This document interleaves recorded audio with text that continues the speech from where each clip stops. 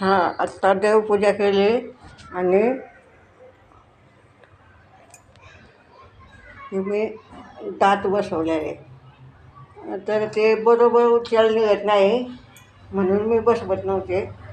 आता बसवलेत तर हे असे दिसते. तर ते जरा बोलायला जरा सवय लागूच तर जरा ही होईल.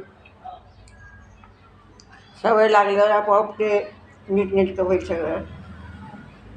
तर मी आत्ता देवपूजा करीत होते आणि आत्ता बसवली दात. तर कसे वाटते दात. मी आजी आहे तरी पण दात बसवून घेतले. जेवायला पण लागते आणि दिसायला पण चांगले पाहिजेत म्हणून बसवले.